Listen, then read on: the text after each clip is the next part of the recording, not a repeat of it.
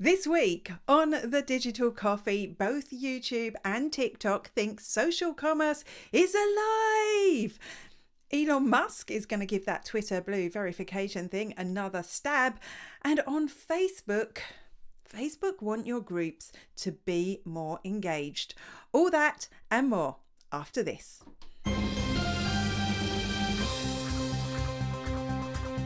Good morning, and welcome to The Digital Coffee. This is your weekly dose of digital marketing and social media news for small business. My name is Amanda Webb. You are very welcome to the show.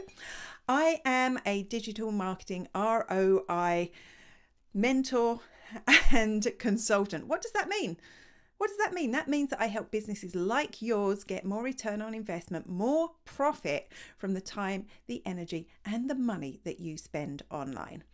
Thank you for joining me today. If you are watching on Facebook, let's have a big hello. If you're watching on YouTube, a big hello. If you're watching on LinkedIn, a big hello. And if you're watching on Twitter, a special big hello to you. You may wonder what's happened to our Twitter spaces. Currently, I'm just suspending them until the end of the year till I know what's happening with Twitter. We may return back on Twitter, or we may return back on LinkedIn, or we'll see what happens in the new year. If you are watching, I'd love to know what you're drinking, what's in your mug. Have you got tea? Have you got coffee? Have you got something else? Good morning, Kate. That's great. I was just about to move on to the news, but we've got Kate here. Good morning, who is drinking tea. I have just hooshed down the quickest cup of tea ever before I started this show, and I'm really looking forward to filling my mug with coffee after it's finished. Actually, now that Kate's here, I've remembered one more thing I want to say before we get into the news, which is if you are procrastinating about moving over to Google Analytics 4 or looking at Google Analytics 4 because you know it's a whole new thing to learn, I'm running some one-to-one training sessions in December and January. So if you want to learn what's the point of Google Analytics 4, what reports should you look at, how it works, just give me a shout in the comments. Just say I want to know more, or you can drop me a direct message and I'll let you know more about that training. Oh, I keep banging my microphone. I'm so sorry. Good morning. Great to see Jessica here, who is drinking water very healthily. What time of the day is it where you are, Jessica? I'd love to know. And while you answer that, let's get on with the news. Hello, this is Rob Charles, the voice of Mike on Forever FM on Peter Kay's Car Share. BAFTA award winning, I've got to say, but I've not seen the BAFTA yet. Anyway, you're watching The Digital Coffee with Amanda Webb. Enjoy. I'm on tea. Shh. Get this. Nearly 1 in every 5 Americans listens to podcasts. That is way up on previous research. That's a lot of people listening to podcasts, which is probably just as well because there's a lot of podcasts out there, right? There's a lot of podcasts out there. But is this, Spotify has been the home of podcasts for quite some time. A lot of people will subscribe on Spotify. Yes, Spotify, not Shopify, Amanda. That is correct. But now Spotify is rolling out video podcasting to more regions. It does have a few select video podcasts, but now it is making video podcasting available to any region that supports their Anchor podcasting app.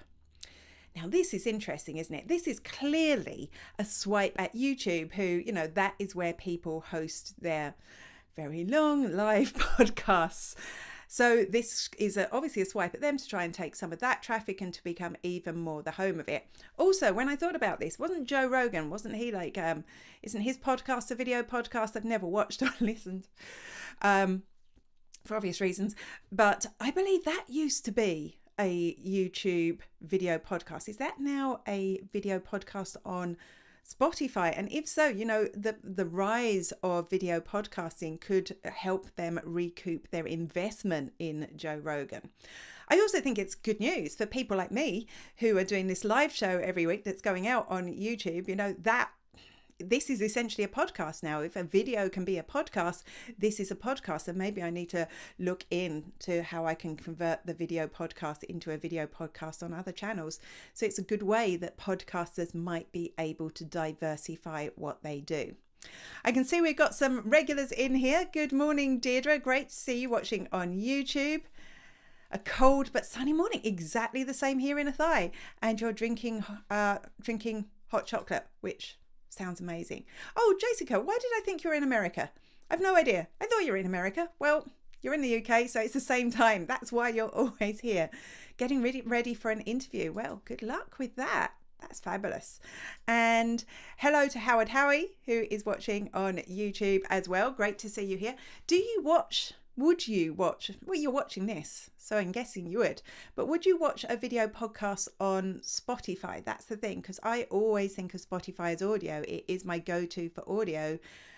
Could it possibly be a go-to for video later on?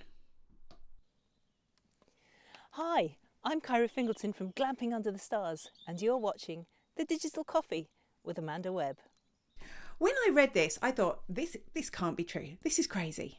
But did you know, up until like now, you could only add a 15-second sound clip from the YouTube library to your YouTube short. So YouTube shorts are YouTube's answer to TikTok or Reels. And of course, they wanted to have sounds that people could add just like that. But because of licensing, you are only allowed 15 seconds of sound. Now, any short I've ever uploaded has been on my own audio, so it didn't make a difference, but a short is 60 seconds. So you can see where the problem may lie there. This week, they've sorted out their licensing. You can now add 60 seconds of sound to your YouTube shorts. And this, I think, is good news, because if they're wanting to attract people over from TikTok, if they're going to want to attract people over from Reels, this is going to make sense to people. I can see we're going to have trending sounds just like we have on those others. And even though it is just mimicking that, I mean, YouTube is so much more than shorts, it is a really good way to capture that audience that is used to using, and particularly creators that are used to using tools like TikTok and Reels. I've got lots of comments coming in here. Gosh, lots of you today. Hello, I have to put my glasses on.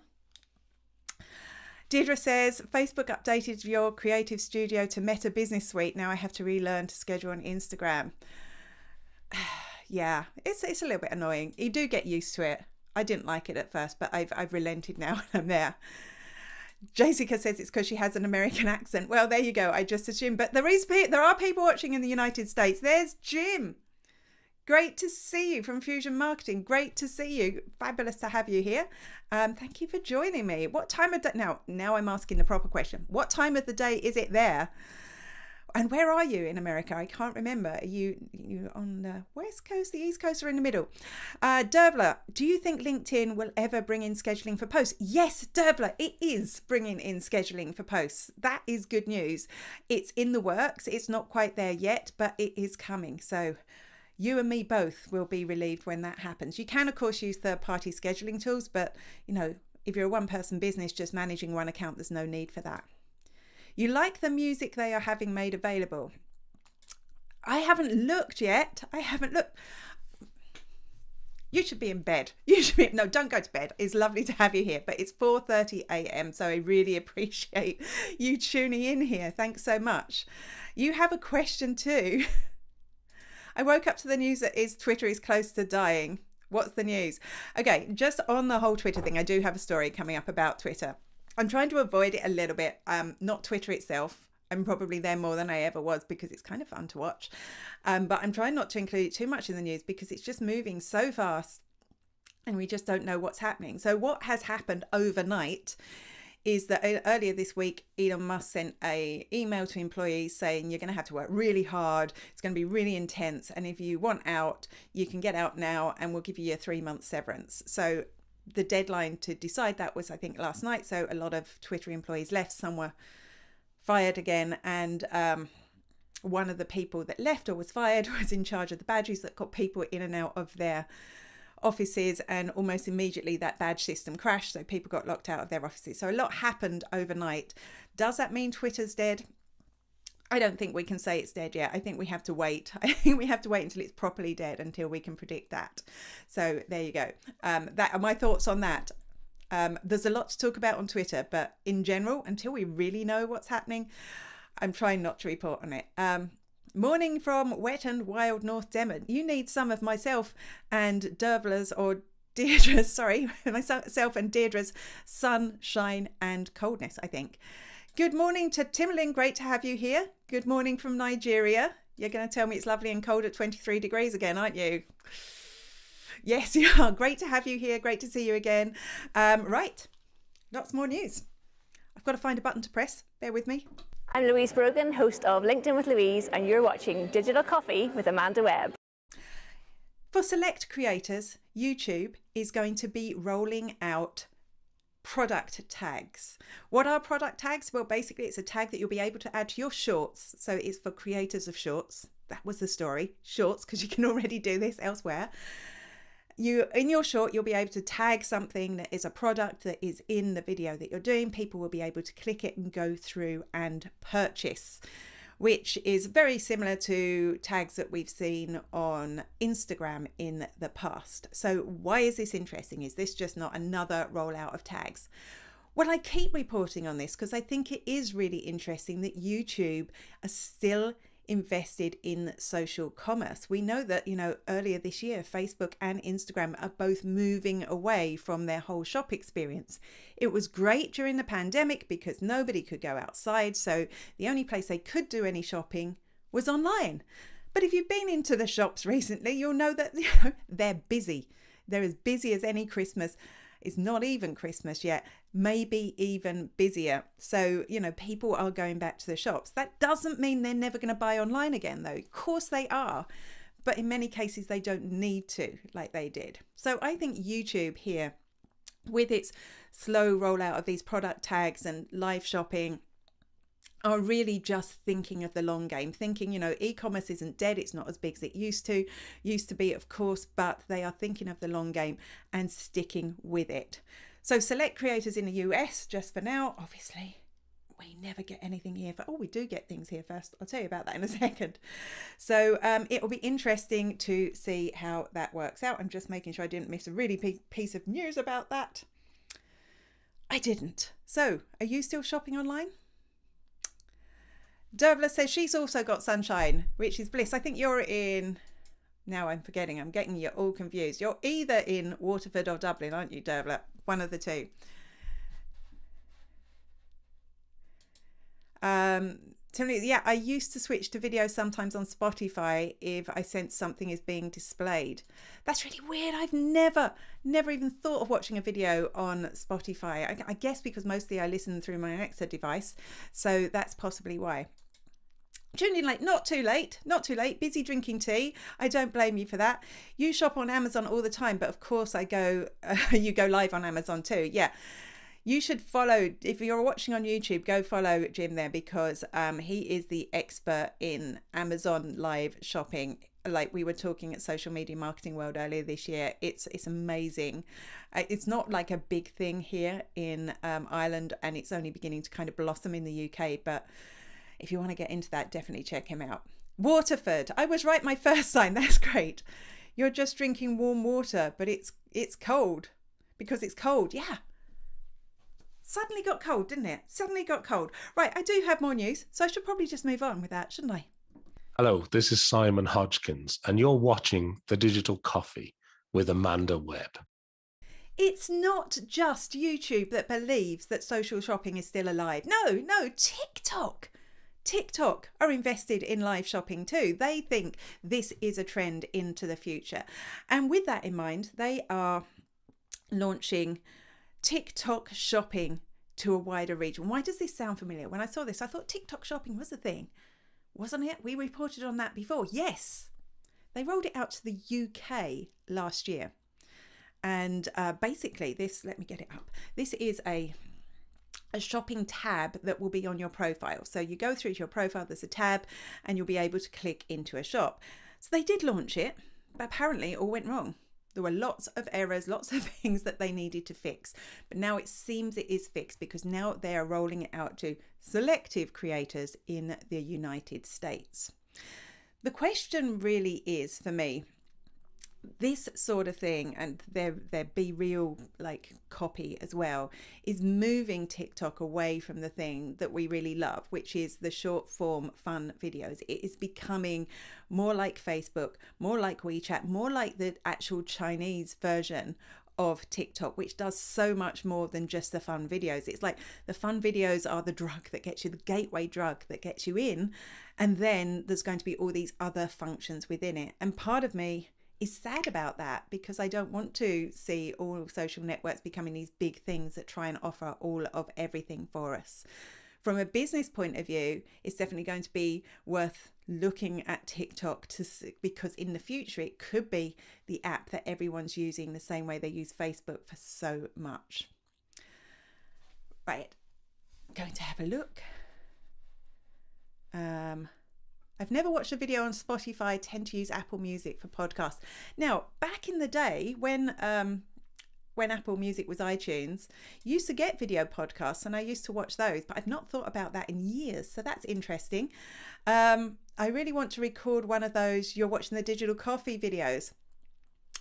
Howard, will you just drop me a direct message there on Twitter? Because I'm going to be in London for a couple of days, and if our schedules meet, we could meet up, just have a coffee, and we could shoot that. I'd love to do that. Seems like a great thing. Yeah, you have to do it if you're at Social Media Marketing World. All of you are welcome to do it. I will bring my mug with me all to these places.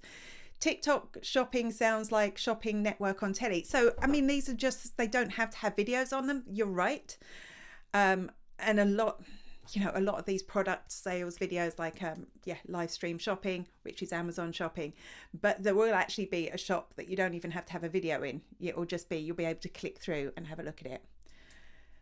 So much more like the Chinese version. Is that including the potential to siphon data to the Chinese government? Well, that is the big worry, isn't it, with TikTok, is worrying about where the data is going. But, oddly, people don't seem to care, which is interesting, apart from governments who seem to be working on that a little bit. It's definitely something to keep an eye on.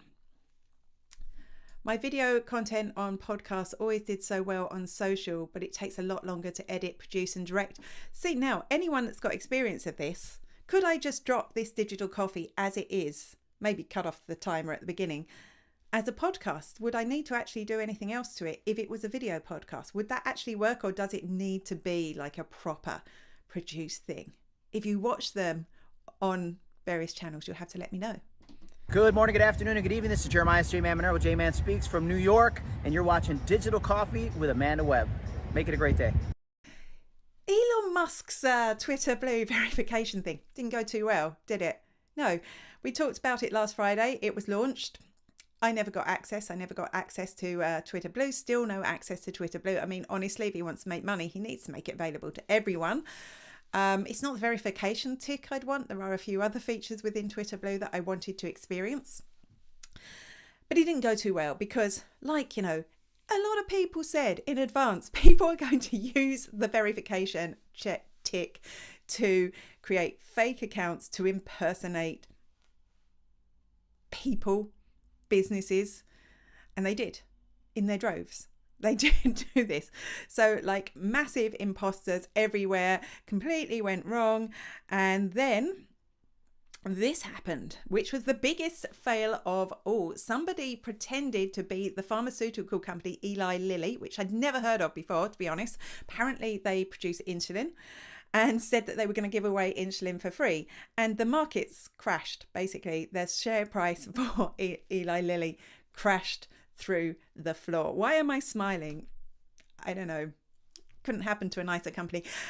Well, I'm smiling for a few reasons, because number one, the fact that a tweet like that could cause the market to crash, even when it was quite clearly a lie, is bizarre to me. And well, secondly, like I say, pharmaceutical companies make a lot of money.